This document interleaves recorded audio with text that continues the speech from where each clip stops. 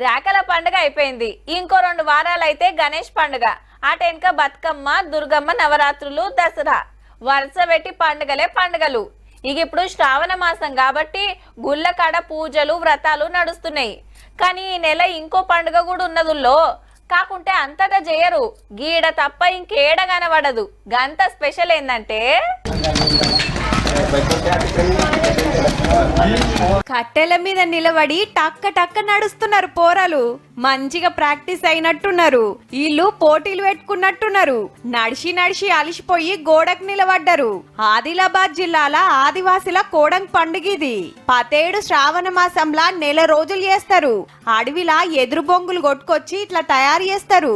చిన్న పోరలు పెండ్లిగానోళ్ళు ఆడతారట. ఇట్లా కోడంగ్ అంటే గుర్రాలని అర్థమట. మా దోస్తులు అందరూ కలిసి ఎవరు జాదా దూరంగా వెళ్తే వాడు విన్ అవుతారు.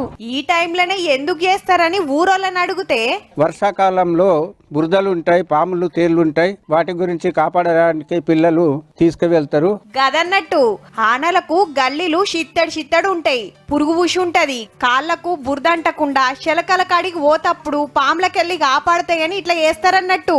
పొలాల అమాస దాకా నడుస్తుంది. శివరంలో పడేసి అది పూజ చేస్తారు. పూజ చేసినాక అందరు క్షేమంగా ఉండాలా, పాడి పంటలు మంచిగా పండాలా. నిన్నీయాల కాదు, ఏండ్ల కాంచెలు వస్తున్న ఆచారం. మరి కాలం మారిన ఆదివాసుల పద్ధతులు పండుగలైతే ఎప్పటికి మారేయబ్బా.